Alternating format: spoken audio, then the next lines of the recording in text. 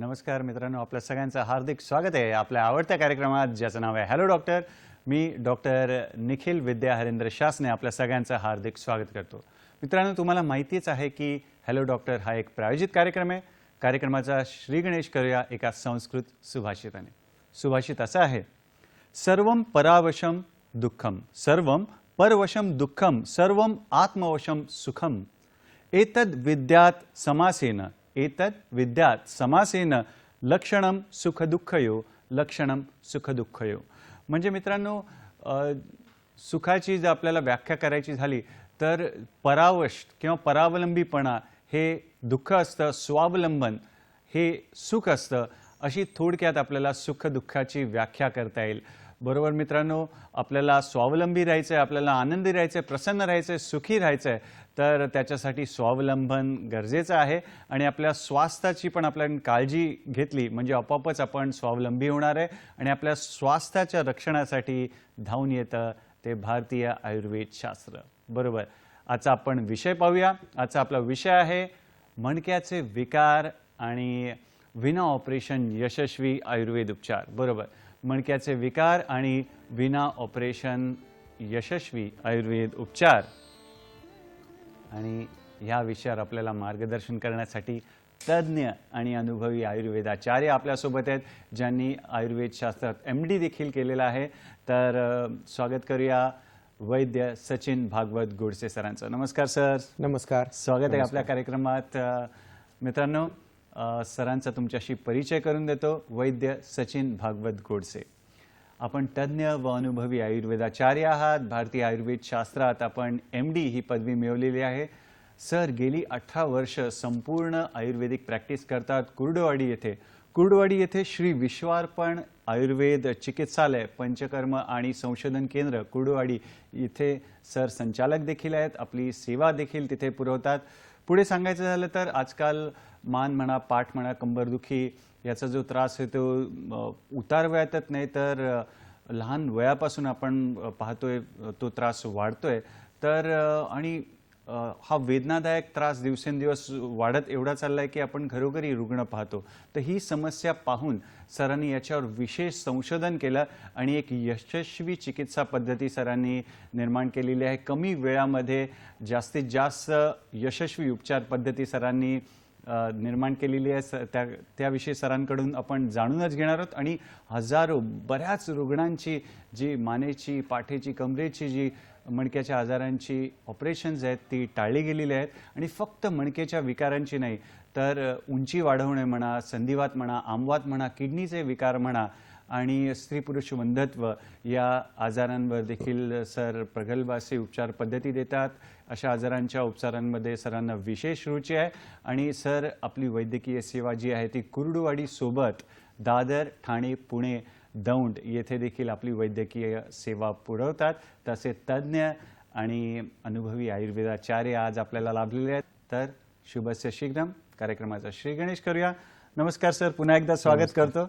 आणि पहिला असा प्रश्न आहे, मणक्याच्या विकारांचा आजचा आपला विषय आहे, तर आम्हाला कृपया मणक्याची रचना आणि कार्य सांगा आणि सोबत आयुर्वेदाचा दृष्टिकोन कसा आहे याकडे बघण्याचा तो देखील सांगा। बरोबर, मणक्याचा जर आपण विचार करायला गेलो तर जसं जशी माणसाची प्रगती होत गेली किंवा माणसाचं इव्होल्युशन होत गेलं तसं तसं मेंदूचा विकास होत गेला आणि त्याच पद्धतीनं मणक्याचा पण विकास होत गेला। जसं माणूस 4 पायावरून 2 पायावरती आला, सरळ उभा राहू लागला, सरळ चालू लागला, उड्या मारू लागला, पळू लागला, धावू लागला, तसं तसं मणक्याच्या ह्याच्यामध्ये सुधारणा होत गेल्या किंवा विकास होत गेला। तर सर्वात महत्त्वाचं अभ्यासाच्या दृष्टीने जर ह्याची रचना पाहायची म्हणलं आपल्याला तर त्याचे 4 ते 5 भागामध्ये विभागणी करता येते। पहिला भाग म्हणजे मानेच्या मणक्यामध्ये सर्वायकल व्हर्टेब्री म्हणतात, त्या ठिकाणी 7 मणके असतात। त्याच्याखाली थोरेसिक, त्या ठिकाणी 12 मणके असतात। त्याच्याखाली लंबर जे कमरेचे मणके म्हणतो आपण त्याला, त्या ठिकाणी 5 मणके असतात। सॅक्रल 5 आणि खाली कॉकिक्स ज्याला माकड हाड म्हणलं जातं हे फ्यूज झालेले असतात, 4 मणके असतात। असे एकूण 33 मणके असतात। हे सगळ्यात महत्त्वाचं, जशी एक माळ कशी असते त्या पद्धतीने ही माळेची रचना असते।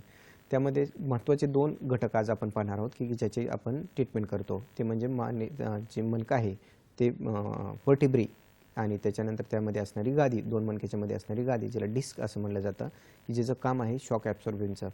तर ह्या गादीला जे हे आहे त्याचे जे मटेरियल असतं आतमध्ये त्याला न्यूक्लियस पल्पस असं म्हणलं जातं, जे फाटल्यानंतर बाहेर येतं आणि बाहेरची जी रिंग असते त्याला फायब्रोसिस, ॲन्युलर फायब्रोसिस असं रिंग असते की ज्याच्यातून ते फाटते आणि बाहेर येते आणि जे नसावरती दाब द्यायला लागतं. हे सगळ्यात महत्त्वाचं स्ट्रक्चर आज आहे की ते गादी असणं, त्याच्याबरोबर व्हर्टिब्रे असणं. व्हर्टिब्रेच्या महत्त्वाचं आज आपल्याला काय पाहायचं आहे, तर व्हर्टिब्रेची एक बॉडी असते आणि ज्याच्यातून आपला स्पायनल कॉर्ड येतो, ज्याचं संरक्षण केलं जातं ह्या व्हर्टिब्रेमुळं, ते म्हणजे व्हर्टिब्रल फोरामिना असतं किंवा ज्याला स्पायनल फोरामिना म्हणलं जातं. हे सगळ्यात महत्त्वाचं स्ट्रक्चर आहे, कारण त्या जो नस दबली जे म्हणलं जातं ना, तर ते जे न्यूक्लियस पल्पस जे मटेरियल आहे ते कशामध्ये येते, त्या फोरामेनमध्ये येतं आणि त्या नसेवरती किंवा ज्या स्पायनल कॉर्ड आहे त्याच्यावरती दाब यायला लागतो, ज्याला कॉर्ड कॉम्प्रेशन असं म्हणलं जातं. ही झाली थोडक्यात रचना. त्याच्यानंतर ह्या जो व्हर्टिब्रल कॉलम आहे ह्याचं आपल्यासाठी महत्त्वाचं काय किंवा ह्याचं कार्य काय जर असं म्हणाल, तर उभा राहता येणं, चालता येणं, वागता येणं, कुठलीही काम करता येणं हे पहिलं. दुसरं जे आपले अवयव आतमध्ये जसं फुफ्फुस असेल, हृदय असेल, ह्याचं संरक्षण करणं. स्पायनल कॉर्ड आता जे सांगितलं तिचं संरक्षण करणं. मेंदूपासून जे आपल्या शरीराकडे किंवा आपल्या अवयवाकडे जे दळणवळण म्हणजे एखादं इम्पल्स येणं, संदेश वहन जाणं, मेंदूकडे येणं जाणं हे नर्वच्या मार्फत होत असतं. तर ह्या नर्वचं जे संरक्षण आहे हे स्पायनल कॉर्डने केलं जातं. आपलं रिप केस किंवा ज्याला फासळी किंवा बरगाड्या म्हणलं जातं त्याला सपोर्ट देण्याचं कार्य हे सगळ्यात महत्त्वाचं हे कार्य ह्या मणक्यातून होत असतं. आता हे झालं रचनेच्या बाबतीत. रचना ही आयुर्वेदाच्या मताने घ्या किंवा कुठल्या एखाद्या शास्त्राच्या मतानुसार रचना तर सारखीच राहणार आहे. फक्त ह्याच्याकडे पाहण्याचा दृष्टिकोन ज्यावेळी पेशंट येतो किंवा ज्यावेळी मणका असं म्हणलं जातं त्यावेळी आमच्या डोक्यात येतं की हाडं, अस्थी म्हणजे त्या ठिकाणी राहणारा वात. कारण जे वाताचे जे स्थान आहे सर्वात महत्त्वाचं आहे ते हाडाच्या ठिकाणी. म्हणजे त्या ठिकाणची जी मणक्याच्या मध्ये असणारा अस्थिधातू हे आमच्या डोक्यात येतं. दुसरं वात दोष हा येतं आणि त्या ठिकाणी असणारं श्लेष्मकफ, त्यानंतर त्या ठिकाणी असणारी मज्जा आणि साईडच्या असणाऱ्या शिरा आणि स्नायू, ह्याच्या ठिकाणी असलेलं प्राकृतत्व आणि त्याच्या ठिकाणी असलेलं विकृतत्व. ह्या दोन गोष्टी जर पाहिल्या किंवा ह्या प्राकृत गोष्टी जर समजल्या तर विकृत गोष्टी लवकर समजतात. हे समजण्याचं कारण काय, कारण काय होतं बऱ्याचदा पेशंट MRI घेऊन आलेला असतो किंवा एक्सरे घेऊन आलेला असतो आणि सांगतो की मणक्यात असा असा त्रास आहे किंवा इथं नस दबलेली आहे किंवा अशा अशा पद्धतीने दुखणं होतं आहे.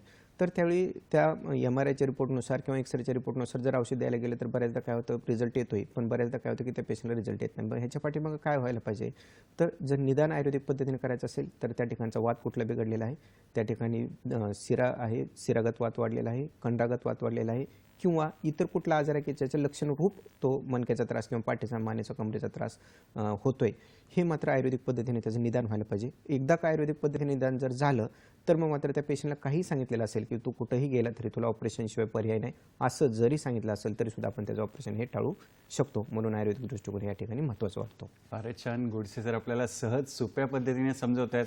मणक्याच्या मध्ये असलेल्या गाडीचं कार्य पण सरांनी छान शॉक ॲब्झॉर्बर हा शब्द वापरला. म्हणजे जो आघात होतो आपण उड्या मारताना किंवा आपल्या हालचालीमध्ये तो शोषून घेतो आणि प्लस संरक्षण करतो. सर मानेपासून सुरुवात करूया. मानेचे जे त्रास असतो, मानेचे जे विकार असतात त्यामागे कुठली कारणं असू शकतात किंवा कुठली लक्षणं आढळून येतात, कृपया त्याविषयी देखील आम्हाला सांगा. बरोबर आहे. सर्वात महत्त्वाचं मानेचं जर आजकाल पाहिलं की लहान मुलापासून ते वृद्धापर्यंत मान दुखीचे पेशंट येत असतात. ते लक्षणं काय असतात साधारण की मान दुखते, मान अवघडते, हलवायला त्रास होतो किंवा इकडं पाहिलं तर त्रास होतो, पाठीमागं पाहिलं तर त्रास होतो किंवा खाली वाकलं तर त्रास होतो. हे मानदुखीचे लक्षणं असतात. त्यानंतर त्याबरोबर काय होतं कधी-कधी एखाद्या हातात मुंग्या येणं किंवा हात जड पडणं, हात बधीर होणं किंवा 1 किंवा 2 बोटामध्ये मुंग्या येणं, कधी-कधी दोन्ही हातातली ताकद कमी होत जाणं, असं जसं वेळ वाढत जाईल तसं ही लक्षणं वाढत जात असतात. तर ह्याच्याकडे कारण सर्वात महत्त्वाचे जर पाहिलं तर आजकाल जो स्क्रीन टाईम म्हणतो की लहान मुलांच्या हातात जो मोबाईल आहे तो ज्याचं काम आहे, ज्याचं वर्क आहे, की समजा आता एखाद्याला काम खाली पाहून करावं लागतं किंवा वाचनाचं जास्त आहे किंवा PC कम्प्युटरवरती जास्त त्याचं काम आहे. त्याच्याबरोबर ज्याचं समजा कष्टाचंच काम आहे की डोक्यावर आता ओझं व्हायचं कमी झालं आहे, पण जे खांद्यावरती ओझं वाहन असेल किंवा जास्त प्रमाणात शेतातली जी कष्ट करतात त्याचं असेल किंवा बऱ्याचदा काय होतं स्पोर्टमध्ये म्हणजे खेळताना, पडताना, लागलं, इसका बसला, ज्याला स्पोर्ट इंजुरी आपण म्हणू शकतो, ह्या इंजुरीमुळे पण जास्त त्रास होतो. आणि सगळ्यात शेवटचं असतं ते म्हणजे की इतर आजार आहे आणि त्याच्यामुळं मानदुखी होत असते. तर इतर आजारामध्ये काय होऊ शकते किंवा त्याला सर्दीचा त्रास असेल, खोकल्याचा त्रास असेल. एक छोटंसं उदाहरण सांगतो की काय होऊ शकतं आणि कसं हे होतं. लहान मुलापासून ते मोठ्यापर्यंत कसं मानेच्या मणक्याचे पेशंट येत असतात. आपल्याकडे एक पेशंट आला होता, लहान मुलगा होता तो आणि त्रास काय होता तर मानदुखीचा त्रास होता. त्यांनी घरच्यांना पहिल्यांदा सुरुवातीला काय वाटलं की 8-10 वर्षाचा मुलगा आहे तो, दुसरी तिसरीतला मुलगा होता की कशाला एवढा एवढं त्रास होणार नसेल, म्हणजे मानेच्या मणक्याचं काय नसावं त्याला, पण तो सारखाच मान दुखते म्हणायचं. एक दिवशी घरी शाळेतून आला आणि त्यानंतर मग त्या सरांनी सांगितलं की ह्याला खूपच मान दुखते वगैरे. मग त्यांना वाटलं की हे दप्तराचं ओझे असेल की ज्याच्यामुळे ह्याची मान दुखते, पाठ दुखते असं असावं. त्यांनी डॉक्टरांकडे दाखवलं, एक्सरे वगैरे केला, काय नाही, पण तरीसुद्धा तो परत सांगायचं की माझी मानच दुखते. मग मात्र MRI केला, हे केलं, तर तो रिपोर्ट मात्र नॉर्मल होता, पण त्या पेशंटचे, तो जो मुलगा होता त्याची मानदुखीची तक्रार ती मात्र वाढत चालली होती. डोकं दुखते, मान दुखते, डोकं दुखते, मान दुखते, हे त्याचं सतत चालू होतं. मग ज्यावेळी एका पेशंटनं आपला त्यांना हे दिला, संदर्भ दिला आणि ते आपल्याकडे आल्यानंतर त्याला पूर्ण आयुर्वेदिक निदान करायचा अगोदर प्रयत्न केला होता. तर निदान ज्यावेळी केलं त्यावेळी त्या मुलाच्या पोटामध्ये जंत होते आणि पोट व्यवस्थित त्याचं साफ होत नव्हतं. 2-2, 3-3 दिवसांनी पोट साफ होत होतं. म्हणजे काय होतं, मलस्तंभ होता. त्या ठिकाणी मलस्तंभ होता, त्याच्यामुळे त्याचं आयुर्वेदामध्ये असं सांगितलं की वेग जर धारण केला ह्याचा मलाचा, तर काय होतं, शकृतका पिंडकोदोष्टन प्रतिशाय शिरोरुजा, म्हणजे त्या ठिकाणी त्याचा संदर्भ येतो की मान जर का पोट व्यवस्थित साफ नाही झालं किंवा त्याचा वेग जर धारण केला तर मग मात्र डोकं दुखतं, मान दुखते, पाठ दुखते, हे त्याच्या पाठीमागची ती लक्षण होते. हा संदर्भ घेऊन आपण ज्यावेळी त्याचं अनुलोमन केलं आणि पोटातली जंताची ट्रीटमेंट दिली, साधारण 10वे ते 12व्या दिवशी तो म्हणत होता मुलगा की माझं आता डोकं पण दुखायचं कमी आलं आणि मान पण दुखायचं कमी आलं. त्यानंतर 1 ते 1.5 महिन्यामध्ये त्या जो मुलगा होते त्याची व्यवस्थित ट्रीटमेंट झाली. त्यानंतर मानदुखीही गेली, त्याची डोकंदुखीही गेली आणि त्यानंतर तो व्यवस्थित जाऊ लागला. म्हणजे त्याला जे ओझं सहन होत होतं ते व्हायला लागलं. सगळ्यात महत्त्वाचं की 3 महिन्यानंतर ज्यावेळी त्या मुलाला पाहिलं आम्ही, त्यावेळी त्याच्या उंचीमध्ये पण फरक पडलेला दिसून आला. फारच छान, फारच छान. मित्रांनो, मणक्याच्या विकारावर चर्चा सुरू आहे. आयुर्वेदाचा दृष्टिकोन कसा आहे ते देखील गोडसे सर आपल्याला समजून सांगतायत. शिवाय तुमच्या प्रश्नांची देखील आम्ही वाट पाहतोय. तुर्तास वेळ झाली एका छोट्याशा विश्रांतीची. पाहत राहा आपला आवडता कार्यक्रम हॅलो डॉक्टर.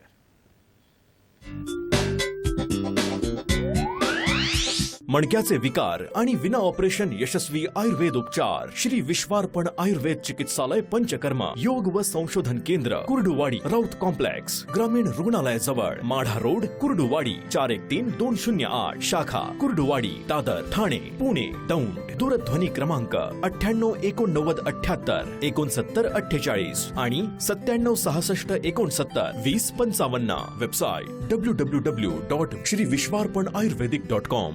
मणक्याचे विकार आणि विना ऑपरेशन यशस्वी आयुर्वेद उपचार श्री विश्वार्पण आयुर्वेद चिकित्सालय पंचकर्मा योग व संशोधन केंद्र कुर्डुवाडी राऊत कॉम्प्लेक्स ग्रामीण रुग्णालयाजवळ माढा रोड कुर्डुवाडी 413208 शाखा कुर्डुवाडी दादर ठाणे पुणे दौंड. दूरध्वनी क्रमांक 988978 6948 आणि 9766692055. वेबसाईट www.श्रीविश्वार्पणआयुर्वेदिक.com.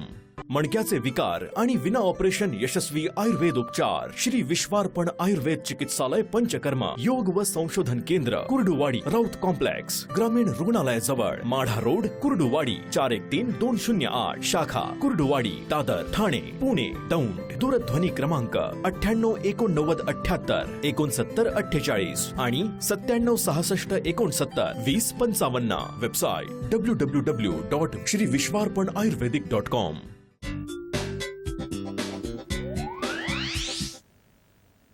विश्रांतीनंतर पुन्हा एकदा आपलं स्वागत आहे आपल्या आवडत्या कार्यक्रमात ज्याचं नाव आहे हॅलो डॉक्टर. आणि आज आपली चर्चा सुरू आहे मणक्याच्या आजारांवर आणि विना ऑपरेशन यशस्वीरित्या आयुर्वेद उपचार कसे करता येतील याविषयी आपल्याला मार्गदर्शन मिळत आहे. MD आयुर्वेद शास्त्रज्ञांनी केले असे वैद्य सचिन भागवत गोडसे सरांकडून. सर, मानेच्या दुखीविषयी तुम्ही आम्हाला सांगितलं, तर थोडंसं खाली जाऊया की पाठीच्या दुखीविषयी आम्हाला सांगा. त्यामागे कुठली संभाव्य कारणं असू शकतात आणि कुठली काय लक्षणं आढळू शकतात, कृपया त्याविषयी. बरोबर. पाठीच्या मणक्यामध्ये जर पाहिलं आपण तर साधारण थोडेसे व्हर्टेब्रे येतात आणि L1 L2 म्हणजे थोडंसं कमरेच्या जे मणके आहेत आपण म्हणतो त्याचा थोडासा वरचा भाग येतो. ह्यामध्ये बऱ्याचदा काय होतं की पाठदुखी ही जी कारण आहेत त्यामध्ये पोक काढून बसणं ही जे सिटिंग अरेंजमेंट म्हणतो आपण त्याला, किंवा बऱ्याचदा उलट ह्याच्यामध्ये बऱ्याच वेळ उभा राहून काम करणार असेल. त्यानंतर बऱ्याच वेळदा काय होतं की जे हे बैठे काम जास्त असणं, म्हणजे 4-4, 5-5, 6-6 तास बैठे काम असणं, त्याच्यामुळे ते पाठीवरती ताण येतो. त्याचबरोबर खेळताना पाठीला लागणं, डायरेक्ट मार बसणं हे त्याच्या पाठीमागं अजून जास्त कारण दिसतं. आणि इतर आजारामध्ये जर पाहायला गेलो तर आपण स्थौल्य असणं म्हणजे पोट पुढं आलेलं आहे, त्यामुळे पाठीवरती ताण पडतो, पाठदुखीला चालू होते. त्यानंतर बऱ्याचदा काय होतं की स्त्रियांच्या बाबतीत एखादं ऑपरेशन वगैरे जर असेल तर त्याला भूल दिली जाते, त्या ठिकाणी पाठदुखीचा त्रास जास्त जाणवत असतो. त्यानंतर बऱ्याचदा काय दिसून येतं की त्यांना वेग धारण जर केलेलं असेल किंवा गुल्म असेल, गाठीसारखा त्रास असेल किंवा आरशासारखा त्रास असेल तर त्या ठिकाणी पाठदुखीचा जास्त त्रास जाणून येतो. आणि त्याच्यानंतर जो ज्वर म्हणलं जातं, त्याला चातुर्थिक ज्वर असं म्हणलं जातं, की त्याच्यामध्येही पाठदुखी जास्त असते. त्यामुळे पाठदुखी वाढत जाते, त्यानंतर मान पण दुखते आणि कंबर पण दुखते, हा एक त्रास जाणून येतो. त्याच्यानंतर आणखी पाठदुखीची जी कारणं जर पाहायला गेलो आपण तर मग मात्र त्या ठिकाणी काय जाणवतं की हा जो ज्वर आहे आणि ज्याला आपण हे म्हणतो चिकनगुन्या म्हणतो, चिकनगुन्यातून उद्भवलेला ताप, की ज्यामध्ये पेशंट झोपला तरी त्याला त्रास होतो. आणि सर्वात वर्स्ट ह्यामध्ये वेदना असतात पाठदुखीच्या, त्या म्हणजे अँकिलोजिंग स्पॉन्डिलोसिस ह्या आजारामध्ये. त्यामध्ये मान, पाठ, कंबर तिन्ही असतात, पण पाठदुखीची त्रास मात्र पेशंट दिवसभर व्यवस्थित असतो, पण पाठ आडवी टाकली की दुखायला लागतं, इकडं झोपता येतं, पाठीवरती असं सरळ जर झोपलं तर मात्र वेदना वाढायला चालू होतात. हा मात्र त्यातला सर्वात वर्स्ट प्रकार असं मानलं जातं. आणि त्याच्यानंतर त्या ठिकाणी पाठीच्या मणक्यामध्येच काय असतं, बरेचदा पॉट स्पाईन म्हणलं जातं, म्हणजे TB सारखं इन्फेक्शन असेल, CA म्हणजे कॅन्सरचं तिथे हे झालेलं स्प्रेड झालेलं असेल, त्या ठिकाणी एखादी ट्यूमर किंवा गाठ झालेली असेल, तर असे असंख्य त्या ठिकाणी कारण आहेत की ज्यामुळं पाठदुखीचा त्रास होतो. आणि हा त्रास म्हणजे आपण जसं मगाशी म्हटलं की लहानपासून ते वृद्धापर्यंत होतो. एक साधारण 40-45 वर्षाचे हे होते, 45 वर्षाचे काय म्हणू आपण रुग्ण होते, तर ते ठाण्याच्या आपल्या ओपीडीमध्ये आले होते. त्यांचं रुटीन व्यवस्थित सगळं होतं, खाणंपिणं व्यवस्थित होतं, तरीसुद्धा पाठदुखीचा त्रास होता.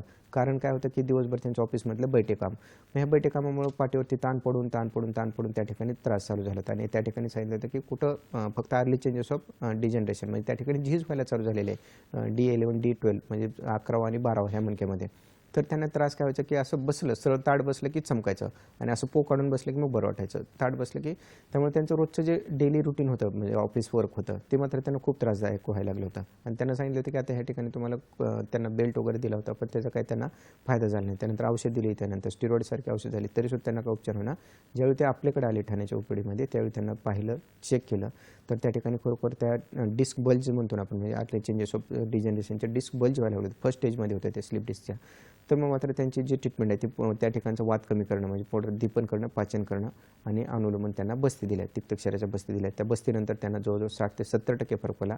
आणि त्याच्यानंतर त्या ठिकाणी लेपन चिकित्सा, त्या ठिकाणी जी चिकित्सा केली त्या ठिकाणी लेप लावणं असेल, विद्धकर्म असेल, अग्निकर्म आणि सगळे शेवटी त्या ठिकाणी जलोपचारण केलं. त्या जलोपचारानंतर त्या ठिकाणी जे साखळी रक्त होतं ते गेलं आणि त्यानंतर त्यांची पाठदुखी पूर्णतः आपण साधारण 4 ते 5 महिन्यामध्ये घालवू शकलो. ज्या ठिकाणी त्यांना पुढे जाऊन ऑपरेशनचा सल्ला दिलेला होता की जाऊन ऑपरेशनच करावं लागलं, तर हे ऑपरेशन आपण ह्या पद्धतीनं पाठदुखीचं जरी असेल तरी सुद्धा टाळू शकतो. फारच छान सर. मुद्द्याने प्रत्येक मुद्दा पाठ आपण कव्हर केले, आता मानेविषयी जाणलं.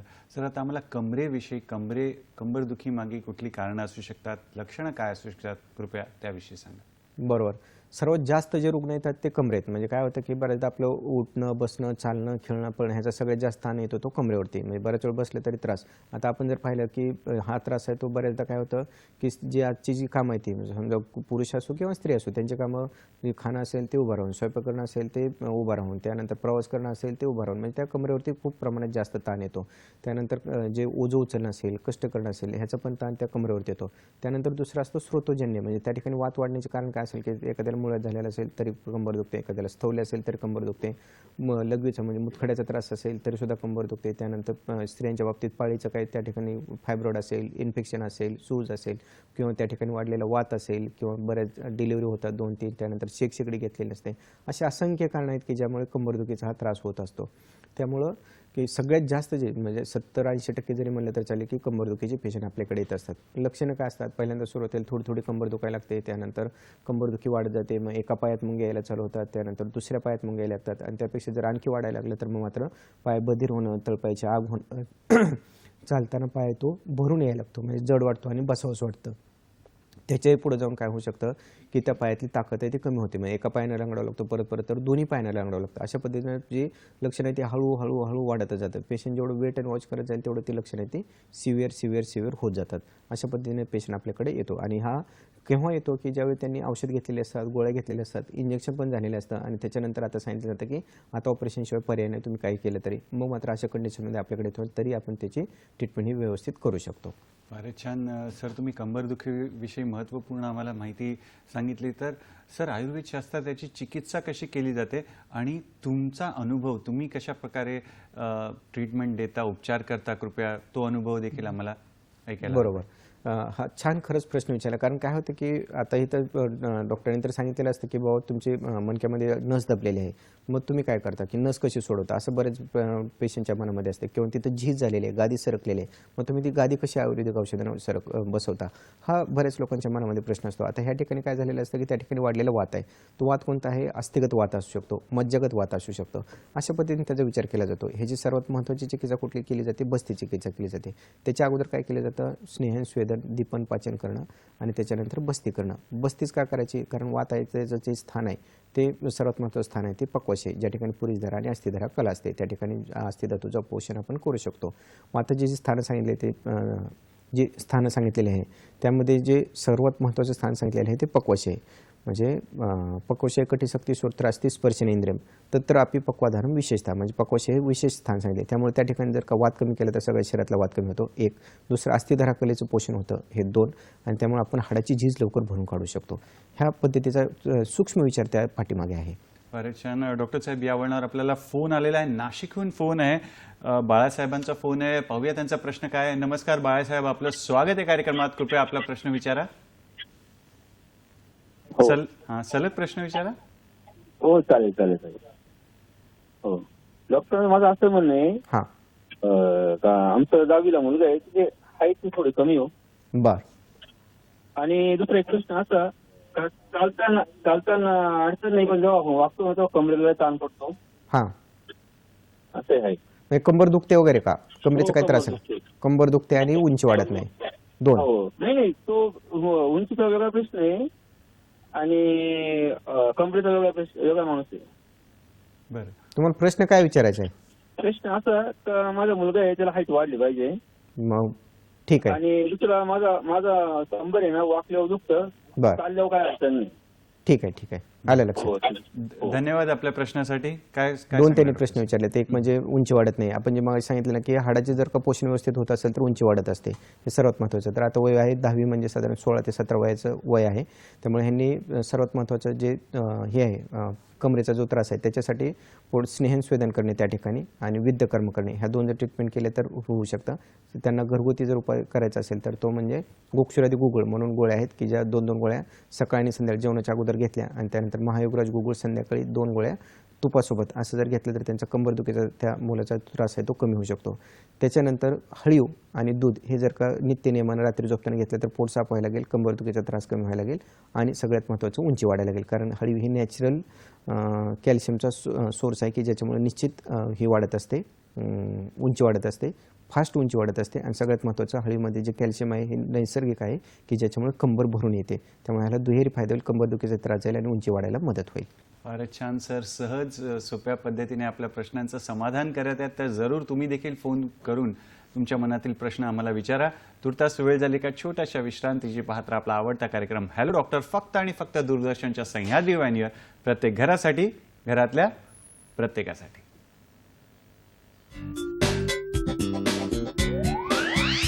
मणक्याचे विकार आणि विना ऑपरेशन यशस्वी आयुर्वेद उपचार श्री विश्वार्पण आयुर्वेद चिकित्सालय पंचकर्मा योग व संशोधन केंद्र कुर्डुवाडी राऊत कॉम्प्लेक्स ग्रामीण रुग्णालयाजवळ माढा रोड कुर्डुवाडी 413208 शाखा कुर्डुवाडी दादर ठाणे पुणे दौंड. दूरध्वनी क्रमांक 988978 6948 आणि 9766692055. वेबसाईट www.श्रीविश्वार्पणआयुर्वेदिक.com. मणक्याचे विकार आणि विना ऑपरेशन यशस्वी आयुर्वेद उपचार श्री विश्वार्पण आयुर्वेद चिकित्सालय पंचकर्मा योग व संशोधन केंद्र कुर्डुवाडी राऊत कॉम्प्लेक्स ग्रामीण रुग्णालयाजवळ माढा रोड कुर्डुवाडी 413208 शाखा कुर्डुवाडी दादर ठाणे पुणे दौंड. दूरध्वनी क्रमांक 988978 6948 आणि 9766692055. वेबसाईट www.श्रीविश्वार्पणआयुर्वेदिक.com.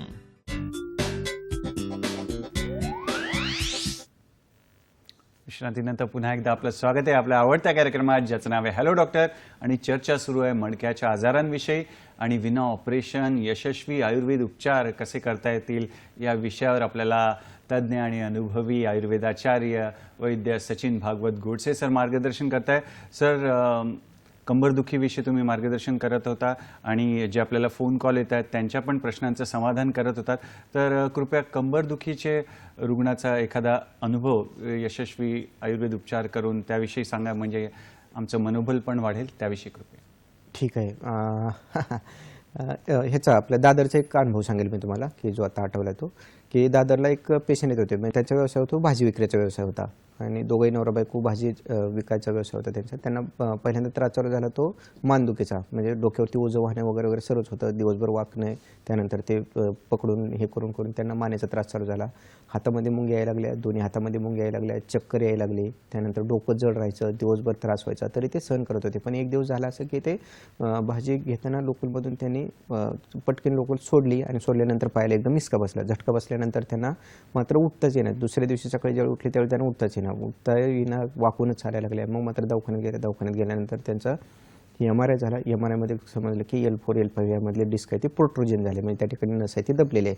आणि मानेच्याही मणक्याचा एक्सरे MRI केला, त्यावेळी त्यामध्ये दिसलं की C3 C4 C5 C6 आणि C7 ह्याच्यामध्ये पूर्ण झीज झालेले आहे. C5 C6 म्हणजे 5वा आणि 6वा, C6 C7 म्हणजे 6वा आणि 7वा आहे. 2 ठिकाणी त्यांची नस दबलेली होती. त्यामुळे मानेच्या मणक्याचा त्रास, कमरेच्या मणक्याचा त्रास. त्याने त्यावेळी सांगितलं की आता तुम्हाला मानेच्या मणक्याचे ऑपरेशन करावं लागेल आणि आता सर्वात महत्त्वाचं आहे ते म्हणजे कमरेचा, त्याशिवाय तुम्हाला उठता येणार नाही, चालता येणार नाही आणि तुमचं काम तर बंदच होईल. मग मात्र त्यांना म्हणजे ह्याच्यात झाल्यानंतर 1 महिना 1.5 महिना गेलं पण त्यांना काय फरक पडेना. त्यानंतर आपले एका त्यांच्या म्हणजे गिरायकाने, म्हणजे ते जे पेशंट होते त्यांच्या गिरायकाने त्यांना सांगितलं तुम्ही एकदा तरी जाऊन यांच्याकडे पहा, मी खात्री देतो, अशा पद्धतीने त्यांना सांगितलं. ते ज्यावेळी आपल्याकडे आले त्यावेळी त्यांचं व्यवस्थित निदान केलं. निदानमध्ये ह्याच्या कटिगत वात तो तर होताच आणि त्यानंतर मन्यस्तंभ मन्यग्रह दोन्ही होता आणि त्याची चिकित्सा पुढे जाऊन पण विश्वाची अवभाव ह्या पद्धतीने केली, कारण हातामधली ताकद पूर्ण त्यांच्या कमी झालेली होती. मग मात्र दीपन करणं, पाचन करणं आणि त्याच्यानंतर पोटातली औषधे देणं. ह्या औषधामध्ये काय होतं की वात पूर्ण कमी करणं, म्हणजे शिरागत वात कमी करणं, कंडरागत वात कमी करणं, त्यानंतर आस्थिगत ज्या ठिकाणी बस्ती केली आणि त्याच्यानंतर मज्जागत वात कमी करणं. अशा पद्धतीने साधारण 6 महिन्याची ही ट्रीटमेंट गेली. म्हणजे पहिल्या 2 महिन्यामध्ये आपण त्यांचा वात कमी करून घेतला. दुसऱ्या 2 महिन्यामध्ये काय केलं की बस्तीला झीज भरून काढली, ज्यामध्ये यापन बस्ती म्हटलं जातं. आणि शेवटच्या 2 महिन्यामध्ये काय केलं की हा अपुनर्भव चिकित्सा, म्हणजे ही जी रसायन चिकित्सा त्यामध्ये म्हणली जाते की एकदा आपण कमी केलेला जो त्रास आहे तो परत होऊ नये, अशा पद्धतीने रसायन चिकित्सा त्या पेशंटमध्ये केली. त्याच्यानंतर पहिल्या महिन्यामध्येच त्या पेशंटला जवळजवळ 60 ते 70% फरक पडला होता. तर त्या पेशंटचं असं म्हणणं होतं की आता 1 महिना झालं मी एकटाच काम करतोय, आता मिसेस कधी काम करणार. तर साधारण 4थ्या ते 5व्या महिन्यामध्ये ती पेशंट व्यवस्थित उठली, बसली, चालली. ऑपरेशन तर टळलेलंच होतं पण 4थ्या ते 5व्या महिन्यामध्ये पेशंट परत रुटीनला त्याच्या लागू शकले. म्हणजे आयुर्वेदात काय होऊ शकतं आणि आपण काय करू शकतो. त्यांना सांगितलं होतं की हे ऑपरेशनशिवाय शक्यच नाही, अशा पद्धतीने त्यांना सांगितलं होतं. मग ते डोळ्यात पाणी आणून सांगत होते की आज मी माझा व्यवसाय करते आणि माझं पोट भरू शकते, हे फक्त आयुर्वेदामुळे होऊ शकते. फार छान डॉक्टर साहेब. यावर आपल्याला एक फोन आलेला आहे, पुण्याहून फोन आहे, रवींद्र ठाकूर यांचा फोन आहे. पाहूया त्यांचा प्रश्न काय. नमस्कार रवींद्र दादा, स्वागत आहे कार्यक्रमात. कृपया आपला प्रश्न विचारा. आमची मंडळी आहेत ना, त्यांचा आहे ना 2 गाद्या सरकल्या आहेत मणक्याच्या. कुठल्या? कमरेच्या मणक्याच्या गाद्या सरकलेल्या आहेत आणि लय पाय दुखतोय. पाय दुखतोय. ठीक आहे. वय त्यांचं? वय 70 किती असेल, 53 आहे. ठीक आहे. बाकी दुसरं काय नाही, पाय दुखतो फक्त, पायात मुंग्या वगैरे काय? पाय दुखतो आणि गाद्या सरकलेल्या आहे. डॉक्टरांनी ऑपरेशन करायला सांगितलंय पण ते म्हणतात ऑपरेशन नको. तेव्हा तुमचा आता टीव्हीवर कार्यक्रम पाहिला, म्हणलं बघू. बरोबर. आता हे जे सांगतोय ते व्यवस्थित आहे का? तुमचा प्रश्न कळाला.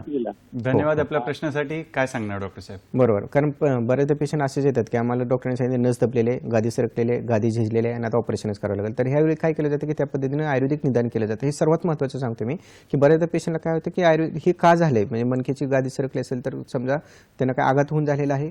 दुसरं त्या ठिकाणी स्रोतरोधजन्य, म्हणजे त्या ठिकाणी आम साठलेला आहे त्यामुळे वात अडलेला आहे त्याच्यामुळे तिथं झीज झालेले.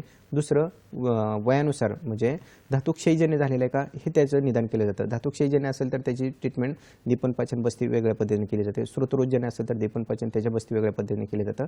आणि दुसरं आघातजन्य असेल तर त्या ठिकाणी रक्ताची दृष्टी असते. फक्त जे लोक लावून सुद्धा त्यांचा त्रास आहे तो आपण एका दिवसात कमी करत असतो. त्यांना त्यामुळे पोटातली औषधं घेणं, त्यानंतर बस्ती घेणं आणि त्याच्यानंतर अपुनर्भव चिकित्सा, आता जे आपण 3 सांगितले ह्या पद्धतीने जर केलं तर त्यांचं वय कमी, म्हणून निश्चित ह्या गोष्टीचा त्यांना लाभ होईल आणि त्यांचं ऑपरेशन हे आपण नक्की टाळू शकतो. फारच छान मित्रांनो, अशाच पद्धतीने तुम्ही फोन करून प्रश्न विचारा, जेणेकरून आपल्याला विषय पूर्ण समजून घेता येतो, उपचार काय आहेत आणि घरच्या घरी काय करता येईल हे देखील डॉक्टर साहेब आपल्याला सांगतायत आणि आपल्या प्रश्नांचं समाधान देखील होत आहे. तिहेरी फायदे आहेत. डॉक्टर साहेब, पुढे जाऊन विचारतो, इतर कुठले असे आजार आहेत का की ज्याच्यामध्ये ही मान, पाठ, कंबरदुखी आढळून येते, असं काही? बरोबर आहे. कारण जर का पेशंटला समूळ तुम्हाला त्यातून बाहेर काढायचं असेल तर त्या मणक्यासोबत इतर कुठले आजार हे चेक करावंच लागतं. कारण कधी कधी काय असतं, लक्षण रूप आणि पूर्ण प्रत्यक्ष व्याधी असणं हे फार फरक पडू शकतो. त्यामुळं संधिवात असेल तरी मणक्याचा त्रास होऊ शकतो, आमवात असेल तरी होऊ शकतो, चिकनगुनिया असेल तरी त्रास होऊ शकतो. ज्वराचं सांगितलं की जर ज्वर असेल तर होऊ शकतं, अँक्लोजिंग स्पॉन्डिलोसिस आहे ते होऊ शकतं.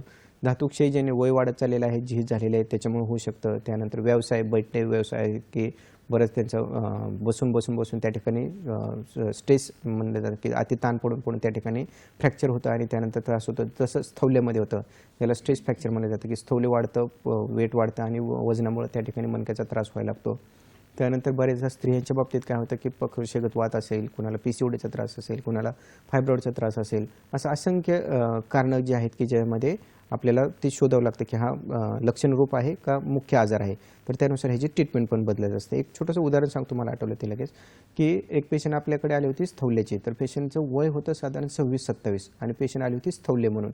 म्हणजे गुडघे दुखतात, पाय दुखतात, कंबर दुखते, मान दुखते, पाठ दुखते, सगळा त्रास होतो.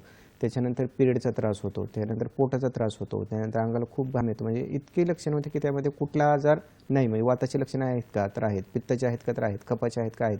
थोडं जर चाललं तर त्यांना दम लागत होता, ते दडदड होत होतं. म्हणजे किती लक्षणं आज सांगाल तेवढी कमी आणि वय मात्र त्यांचं 26-27 होतं. त्यानंतर ज्यावेळी त्यांचे आपण व्यवस्थित निदान केलं, निदानामध्ये आढळलं की आपल्याला पक्वशगत वात आहे. पक्वशगत वात ज्यावेळी आपण त्याची ट्रीटमेंट चालू केली, मग वाताची ट्रीटमेंट चालू केली, त्यावेळी त्याचं दीपन, पाचन आणि अनुलोमन अशी ट्रीटमेंट केली. त्यावेळी पोट व्यवस्थित साफ व्हायला लागलं. त्यानंतर युरिन म्हणजे लघवी व्यवस्थित साफ व्हायला लागली, कारण पोटाला मुळादासारखा त्रास, लघवीला सारखं जाणं, कंट्रोल न होणं, जळजळ होणं, हे दुसरं. ते 2 साफ झाल्यानंतर कमी आलं. आणि तिसरं सगळ्यात महत्त्वाचं, जो पिरियड कमी येणं, अंगावरून कमी जाणं आणि पुढं जाणं, हा त्रास कमी झाला. पिरियडच्या अगोदर ओटीपोट दुखणं, कंबर दुखणं, पाय दुखणं, छाती दुखणं, हे सगळे कमी झाले. हे कशामुळे झालं, तर वाताचं अनुलोमन केल्यामुळे. त्यामध्ये बस्ती आणि पोटातली चिकित्सा असं 2 पद्धतीने केलं. हे ज्यावेळी तिन्हीचं अनुलोमन व्हायला लागलं, म्हणजे शरीरात जे साठणारे दोष आहेत, म्हणजे पोट साफ व्हायला लागलं, मूत्र म्हणजे लघवी साफ व्हायला लागली आणि पिरियड साफ व्हायला लागलं, मग मात्र वजन कमी यायला सुरुवात झाली. ह्यांच्यात सगळ्यात महत्त्वाचं वजनाचं कमी करण्यासाठी आपण ठेवलेलं डाएट म्हणजे होतं मुगाचं पत्ते, ज्याला म्हणलं जातं की सकाळी मुगाचं ज्वारीची भाकरी, मुगाच्या डाळीचं वरण, संध्याकाळी 6च्या आतमध्ये ज्वारीची भाकरी, मुगाच्या डाळीचं वरण, असं त्यांना कडक पत्ते ठेवलं होतं. त्यामुळे त्यांचं वजन एका साईडनं कमी होत गेलं. ह्याच्याबरोबर त्यांचं वजन जसं कमी होत गेलं तसं पाठीवरचा, गुडघ्यावरचा, कमरेवरचा ताण आहे तो कमी होत गेला. त्यामुळे पाठदुखी, मानदुखी, कंबरदुखी हे कमी आलं, गुडघेदुखी कमी आली. सगळ्यात महत्त्वाचं वात त्यांच्या शरीरातला कमी आला. आणि त्याच्यानंतर जे घडलं ते म्हणजे त्यांना जो PCODचा त्रास होता की ज्याच्यामुळे जवळजवळ 6 ते 7 वर्षापासून ते चान्स घेऊन सुद्धा त्यांना हे राहत नव्हतं, अपत्य राहत नव्हतं. तर तो त्यांना व्यवस्थित चान्स पण घेता आला आणि त्यांना व्यवस्थित त्यांचं बाळ पण मिळालं. हे कशामुळे झालं, तर त्याचं व्यवस्थित निदान आणि इतर आजार जे म्हणलं मी तुम्हाला की फक्त मणक्याचा पेशंट आला आणि मणक्याचाच त्रास असं धरून जर चाललं तर तो समूळ त्याची ट्रीटमेंट होत नाही.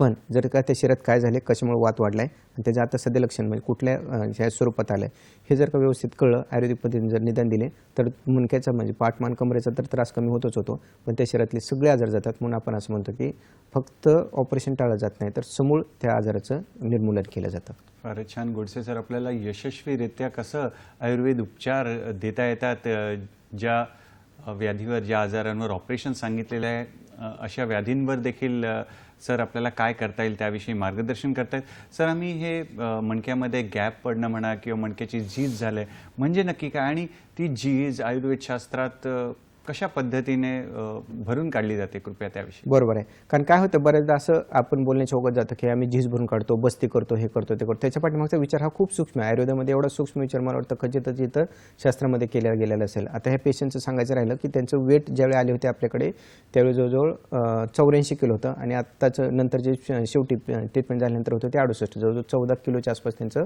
वजन कमी झालं होतं. हे एक त्यात सांगायचं राहिलं होतं. तर नस दबली म्हणजे काय होतं की 2 मणक्याच्या मध्ये गादी आहे आणि तिचा गॅप पडला असं किंवा गॅप कमी झाला असं म्हणलं जातं.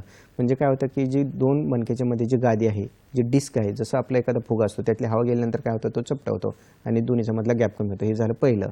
दुसरं, हे बोलीभाषेत समजण्यासाठी सांगितलं जातं पेशंटला. नस दबली म्हणजे काय झालं की जी नस आहे त्याच्यावरती आतले जे न्यूक्लियस पल्पस हे जे मटेरियल आहे ते येतं आणि त्याच्यावरती दाब द्यायला लागतो. म्हणजे त्यांना काय सांगितलं जातं की 2 मणक्याच्या मध्ये नस दबली असं सांगितलं जातं. तर ती नस दबली म्हणजे ते जे न्यूक्लियस पल्पस डिंकासारखं सारखं मटेरियल आहे ते त्या नसेवरती येतं आणि प्रेशर द्यायला लागलं, हे दुसरं.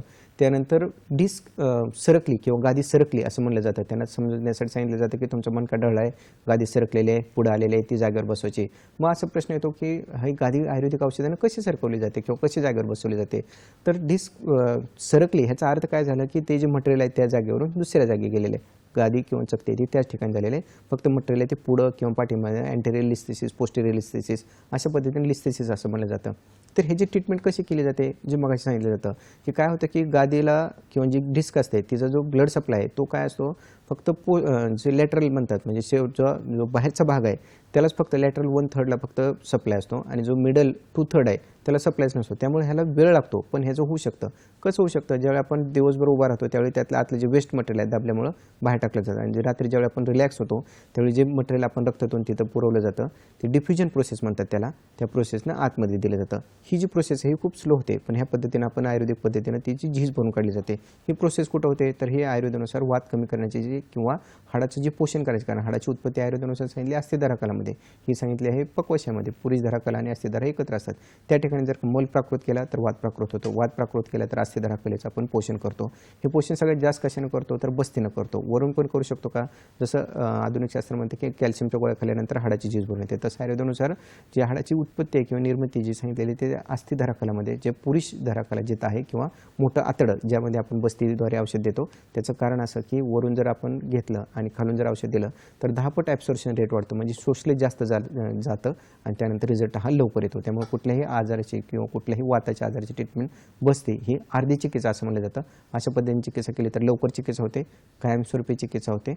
आणि इतर जे शरीरामध्ये वात वाढलेला आहे, कारण फक्त मानेच्या मणक्यातली झीज भरून काढली, कमरेच्या नाही किंवा कमरेच्या काढली, पाठीच्या नाही असं होत नाही. ज्यावेळी बस्ती केली जाते त्यावेळी मान, पाठ, कंबर 3 ठिकाणचा वात कमी केला जातो आणि 3 ठिकाणची झीज भरून काढता येऊ शकते. फारच छान, सहज सोप्या पद्धतीने सर तुम्ही आम्हाला मार्गदर्शन करताय. सर मगाशी बोलता बोलता तुम्ही सांगितलं की मणक्याची नस दबणे, तर त्याविषयी कृपया सांगा. आणि आयुर्वेद शास्त्रामध्ये कशा प्रकारे उपचार दिले जातात आणि ऑपरेशन टाळलं जातं. आणि जी जोडून प्रश्न विचारतो, तुमचं जे स्पेशलायझेशन आहे, विशेषज्ञ आहेत की तुम्ही एक विशेष चिकित्सा पद्धती निर्माण केलेली आहे, तर त्याविषयी देखील आम्हाला समजून घ्यायला, जाणून घ्यायला आवडेल. बरोबर आहे. आता एक एक गोष्ट तुम्हाला सांगायचं झाली ह्यामधली की सर्वात महत्त्वाचं की ह्या पेशंट आल्यानंतर आपण वेगळं काय करतो, कारण बऱ्याचदा पेशंट सांगतात की आम्ही इथं चिकित्सा घेतली, तिथं चिकित्सा घेतली आणि तरी फरक पडला नाही, काही ठिकाणी आयुर्वेदिक पण औषध घेतली तरी फरक पडला नाही. तर ह्याचं निदान केलं जातं आयुर्वेदिक पद्धतीने, हे पहिलं. कारण त्याचे रिपोर्ट जरी असले तरी सुद्धा निदान त्याचं आयुर्वेदिक पद्धतीने केलं जातं, हे पहिलं गोष्ट. त्यानंतर ह्याच्यामध्ये आजार कुठले आहेत, स्थानिक आजार कुठले आहेत, हे दुसरं त्यामध्ये पाहिलं जातं. मग त्या आजाराची ट्रीटमेंट चालू करताना सुरुवातीला काय केलं जातं की जी चिकित्सा आहे ती समूळ चिकित्सा, म्हणजे वाताचं अगोदर अनुलोमन केलं का नाही, ह्यात एकतर धातू क्षयजन्य असतो किंवा स्रोतरोजन्य असतं. त्यामुळे दोन्हीचे या ठिकाणी पाचन करणे सर्वात महत्त्वाचं होतं. त्याच्या पुढची स्टेप असतं की वात एकदा कमी करून घेतल्यानंतर झीज भरून काढायची. मग त्या ठिकाणी बस्ती असेल, पोटातले औषध असेल, ह्या पद्धतीने त्याची झीज भरून काढली जाते. आणि सगळ्यात शेवटची जी चिकित्सा असते की एकदा झीज भरून काढली की ती परत उद्भवू नये, कारण वात काय होतो की वाढतो कमी होतो, वाढतो कमी होतो. त्या ठिकाणी काय होतं, एकदा वात कमी करून घेतला की त्या ठिकाणी रक्त वाढून घेतलं जातं आणि अशा पद्धतीनं त्या ठिकाणी रसायन औषधे दिली जातात आणि अपुनर्भव चिकित्सा आपण करतो. म्हणजे साधारण 2-6 महिन्यामध्ये ही ट्रीटमेंट साधारण पूर्ण होत असते.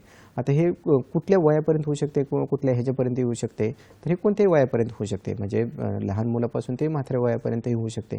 एक छोटंसं उदाहरण सांगतो की जे तुम्हाला कळेल. आपल्या ह्याच्या ठाण्याच्या ओपीडीमध्ये एक पेशंट आले होते, वय वर्ष त्यांचं जवळजवळ 72च्या आसपास वय होतं त्यांचं. आणि पेशंट ज्यावेळी आले त्यावेळी त्यांना म्हणजे अशा पद्धतीने आणलं होतं की इमर्जन्सी पेशंट होते ते. त्यांना सांगितलं होतं की तुम्हाला ऑपरेशन हाच पर्याय आहे आणि त्याशिवाय काय होणार नाही. तर ते पेशंट आपल्या एका ह्याने म्हणजे टीव्हीवरची त्यांनी मुलाखत पाहिली होती, 2-3 वेळा त्यांनी मुलाखत पाहिली होती आणि त्यानंतर आले होते. त्यांच्या डोक्यात यायचा विचार होता पण आले नव्हते. त्याचं कारण असं की त्यांनी सांगितलं की मी तुमच्या 2-3 वेळा मुलाखती पाहिल्या आणि पहिल्यांदा त्यांना ह्याचा त्रास होता, म्हणजे मानेचा त्रास होता. मानेचा त्रास होता पण ते सहन करत होते. त्याच्यानंतर त्यांना कमरेचा त्रास चालू झाला, तोही त्यांनी सहन केला. म्हणजे हातात मुंग येत होत्या, पायात मुंग येत होत्या त्यांच्या, त्यानंतर चक्कर यायची, त्यानंतर पाय भरून यायचं, जड वाटायचं, रात्री झोपलं तरच बरं वाटायचं, सकाळी उठलं की परत अजून तो त्रास चालू होता. पण एक दिवस असं झालं की त्यांना लघवीचा त्रास चालू झाला आणि लघवीचा त्रास चालू झाल्यानंतर थोडी लघवी व्हायची, तरी ते त्यांनी अंगावरती काढलं आणि त्याच्यानंतर मात्र एक दिवस लघवी तटली, बंद झाली आणि त्यांना ॲडमिट केलं, इमर्जन्सी ॲडमिट केलं. ॲडमिट केल्यानंतर त्यावेळी ज्यांचं MRI केलं मानेचा, कमरेचा आणि त्या ह्याचं सोनोग्राफी केली. मग त्यांना कळलं की प्रोस्टेटचा त्रास आहे, हे प्रोस्टेटचं ऑपरेशन करावं लागेल. पण जर मणक्याचं ऑपरेशन न करता प्रोस्टेटचं ऑपरेशन केलं तर त्यांचं ऑपरेशन हे फेल जाऊ शकतं. म्हणून अगोदर मणक्याचं ऑपरेशन करावं लागेल आणि त्यानंतर तुमचं लघवीचं ऑपरेशन करावं लागेल असं त्यांना सांगितलं गेलं आणि त्यांना कॅथेटर टाकून दिलं आणि त्याच्यानंतर त्यांना मानेचे ऑपरेशन हे झाल्यानंतर करावं लागेल असं सांगितलं. एक तर ते पेशंट अगोदर टाळत होतं मणक्याचं ऑपरेशन करायचं नाही, ऑपरेशन करायचं नाही. आता त्यांच्या पुढं असा प्रश्न उभारला होता की आता दोन्हीपैकी एक करावंच लागेल, नाहीतर लगेच होणार नाही. मग मात्र पेशंटने आपल्याला फोन केला, त्यानंतर आले ठाणे चोपडीमध्ये आणि ठाणे चोपडीमध्ये आल्यानंतर मग त्यांना काय आश्वस्त केलं अगोदर आणि त्यांना काय थोडंसं जरी धीर दिला तरी बरं वाटतं. पण पेशंटला सांगितलं की आपण ह्या पद्धतीने जाऊया. अगोदर त्यांची प्रोस्टेटची ट्रीटमेंट केली. 1 महिना साधारण प्रोस्टेटची ट्रीटमेंट केल्यानंतर त्यानंतर त्यांना उत्तरबस्ती दिली. उत्तरबस्ती दिल्यानंतर तो कॅथेटर घाला आणि त्यानंतर लघवी होती का पाहिलं. 2-3 दिवस लघवी व्यवस्थित झाली. त्यानंतर त्याचा फ्लोही वाढलेला होता. मग मात्र आम्हाला हायच वाटलं. मग त्याच्या पुढची जी ट्रीटमेंट केली त्यांना बस्ती चालू केली, कमरेच्या मणक्याची बस्ती चालू केली. त्या बस्ती चालू केल्यानंतर त्यांना कमरेचा त्रास कमी यायला लागला, पायातल्या मुंग्या कमी यायला लागल्या, हातातल्या मुंग्या कमी यायला लागल्या, त्यानंतर चक्कर कमी यायला लागली. ह्याच्याबरोबर त्यांना नस्य करणं, लेपन चिकित्सा करणं, त्यानंतर स्नेहस्वेदन करणं, ह्या सर्व एका बाजून होतं. एका बाजूने पथ्य चालू होतं, एका बाजूने त्यांना आसनं सांगितलेली होती ती चालू होतं. म्हणजे आहार विहार त्यानंतर पंचकर्म ह्या पद्धतीने एक करत साधारण 4थ्या ते 5व्या महिन्यामध्ये पेशंटचं पूर्ण त्रास आपण कमी करू शकलो होतो. म्हणजे व्यवस्थित पेशंट चालत होता, लघवीचा फ्लो वाढलेला होता, त्यांचं मानेचा कमरेचा त्रास तर गेलाच होता, हातातले मुंगे येणं, जड पडणं, त्यानंतर चालताना त्रास होणं, चक्कर येणं हे सगळं गेलं होतं. जो पेशंटचा गेट म्हणजे वाकडा पेशंट चालत होता तो सरळ चालत होता. हे कशामुळे होऊ शकतं तर त्या पेशंटचं व्यवस्थित निदान करणं कुठल्याही वयामध्ये जर असेल किंवा कधीही कसंही पद्धतीने जर सांगितलेलं असेल की आता ह्याच्या पुढं ऑपरेशनशिवाय पर्याय नाही तर त्याचे आपण 1 नाही 2 नाही 3 ऑपरेशन हे आयुर्वेदिक पद्धतीनं चिकित्सा करून हे टाळू शकलो होतो. फारच छान सर. रुग्णांचे अनुभव तर सांगतायत, शिवाय कालावधी, अंदाजे कालावधी किती लागू शकतो त्याविषयी देखील आपल्याला मार्गदर्शन करतायत आयुर्वेद उपचारासाठी. तुर्तास वेळ झाली एका छोट्याशा विश्रांतीची. पाहत राहा आपला आवडता कार्यक्रम हॅलो डॉक्टर.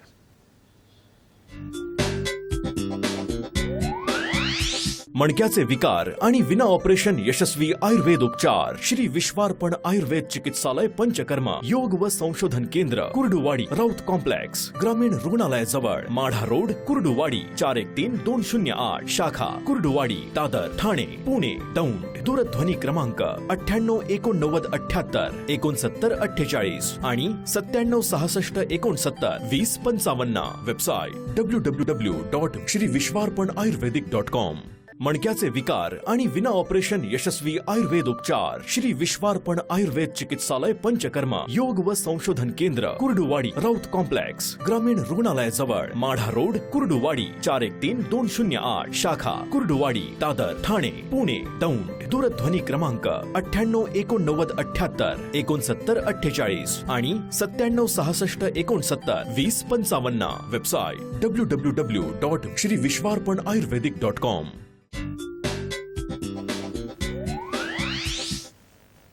विश्रांतीनंतर पुन्हा एकदा आपलं स्वागत आहे हॅलो डॉक्टर कार्यक्रमात. आज चर्चा सुरू आहे मणक्याचे विकार आणि ऑपरेशन कसं टाळता येईल ते सुद्धा यशस्वी आयुर्वेद उपचार घेऊन मार्गदर्शन करतायत आपल्याला वैद्य सचिन भागवत गोडसे सर.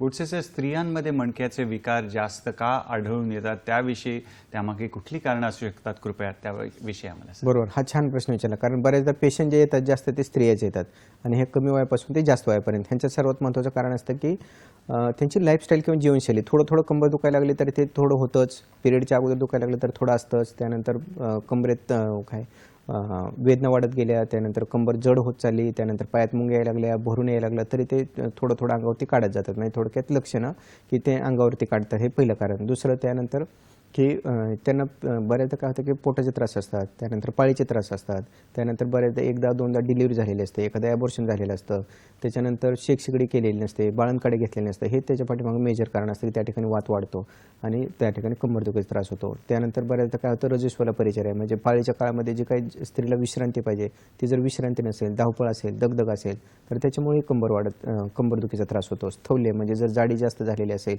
थायरॉइडसारखा त्रास असेल, वजन वाढलेलं असेल तर त्या ठिकाणी कंबरदुखीचा त्रास होत असतो. त्यानंतर अति कष्ट असणं, अति काम असणं, त्याच्यानंतर अति प्रवास असणं, त्यानंतर अति बैठक काम असणं, ही सगळी कारणं आहेत की त्या कमरेवरती ताण येतो आणि स्त्रियांच्या बाबतीत हा त्रास वाढत जातो. म्हणजे किती वाढू शकतो की त्याला स्त्रिया शेवटी असं होतं की आता उठायला पण नको, बसायला पण नको, काम करायला पण नको आणि फक्त झोपून राहायचं. ह्यातलं आपल्या ह्याचं पुण्याच्या ओपीडीतलं एक तुम्हाला उदाहरण सांगायला आवडेल मला, की पेशंटला एवढा त्रास होता की उठलं तरी कंबर दुखते, बसलं तरी कंबर दुखते, बराच वेळ उभं राहिलं तरी पाय भरून येतात, जड वाटतात, चालायचं म्हणलं की पाय भरून येतात. म्हणजे बसलं तर वजन वाढायला लागतंय, त्यानंतर हे जर केलं समजा चालायचं म्हणलं तर कंबर दुखते, पाय भरून येतात, जड वाटतात. म्हणजे चाललं तरी त्रास, बसलं तरी त्रास, झोपलं तरी त्रास, सकाळी उठलं तर सगळं स्टिप म्हणजे स्टिफनेस यायचं, म्हणजे ते आखडून जखडून द्यायचं, म्हणजे पाठ, कंबर, मान सगळं जखडून द्यायचं. मग ह्याचं ज्यावेळी आपण निदान केलं त्यावेळी त्या स्त्रीच्या शरीरामध्ये फक्त सामवायू होतं, म्हणजे सामवात असं ज्याला म्हणलं जातं. म्हणजे आमा ज्या शरीरामध्ये साठलेला असतो, निद्रा, आलस्य, गौरव ही सगळी जी लक्षणं आहेत ते आमाची लक्षणं आहेत. त्या आमाचं पाचन केलं. आमाचं पाचन केल्यानंतर त्या पेशंटला व्यवस्थित हलकं वाटायला लागलं पहिल्यांदा. त्यानंतर ते व्यवस्थित पोट साफ होणं, व्यवस्थित लघवी साफ होणं, व्यवस्थित पिरियड साफ होणं आणि सगळ्यात महत्त्वाचं वजन आहे ते थोडं कमी यायला लागलं. जसं जसं वात कमी यायला लागलं तसं इकडे अंगातलं रक्त वाढत गेलं. जसं जसं अंगातलं रक्त वाढत गेलं तसं त्या पेशंटला फ्रेश वाटायला लागलं.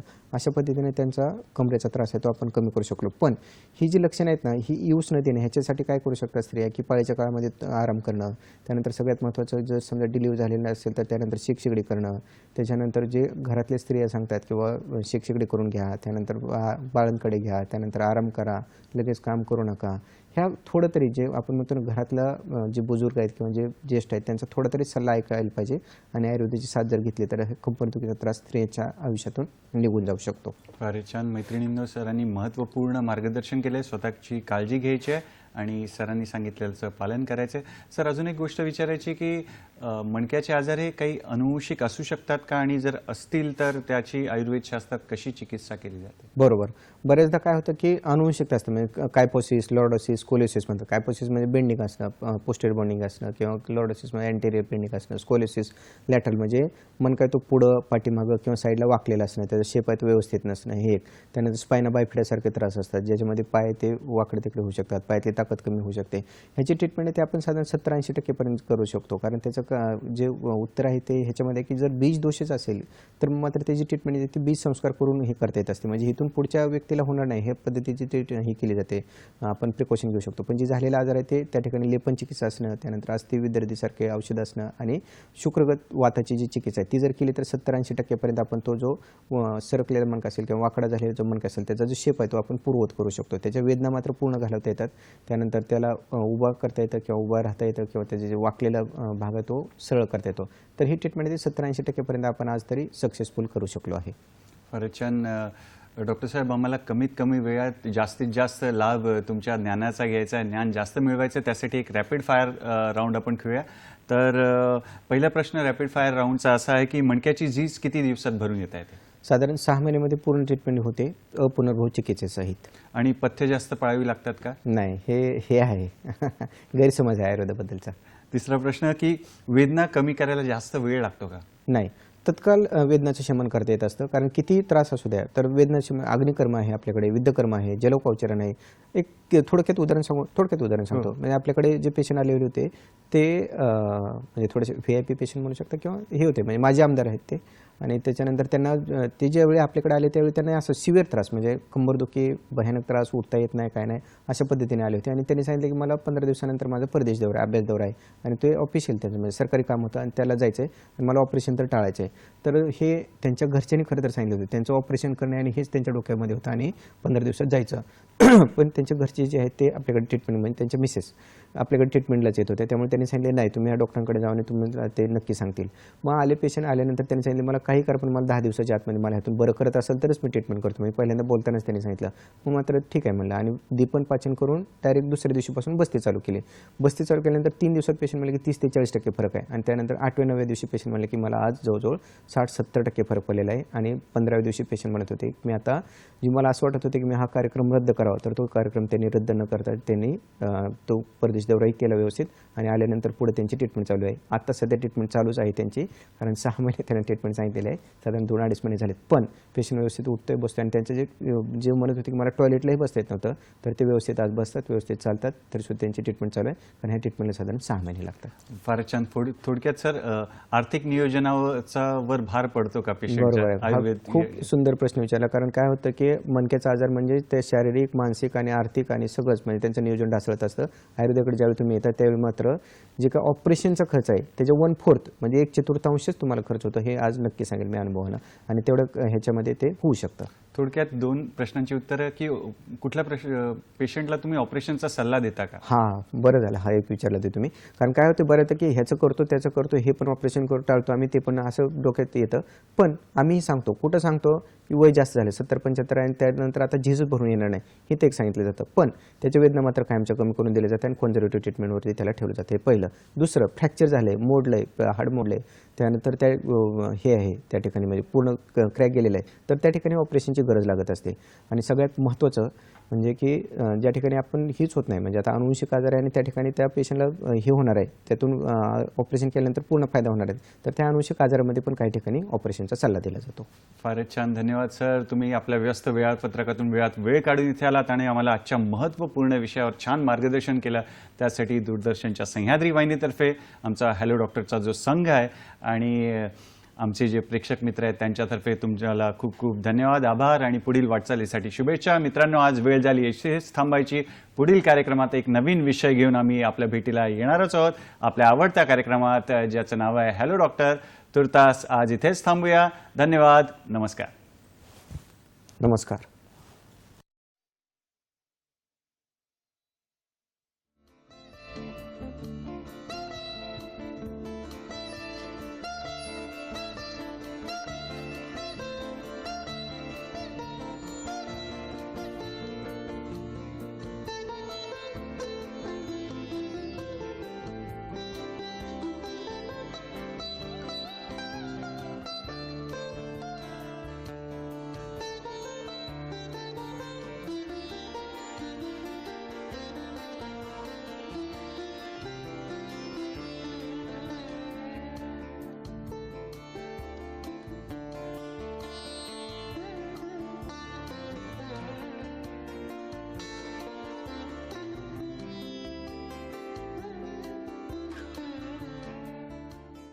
मणक्याचे विकार आणि विना ऑपरेशन यशस्वी आयुर्वेद उपचार श्री विश्वार्पण आयुर्वेद चिकित्सालय पंचकर्मा योग व संशोधन केंद्र कुर्डुवाडी राऊत कॉम्प्लेक्स ग्रामीण रुग्णालयाजवळ माढा रोड कुर्डुवाडी 413208 शाखा कुर्डुवाडी दादर ठाणे पुणे दौंड. दूरध्वनी क्रमांक 988978 6948 आणि 976669 2055. वेबसाइट www.श्रीविश्वार्पणआयुर्वेदिक.com.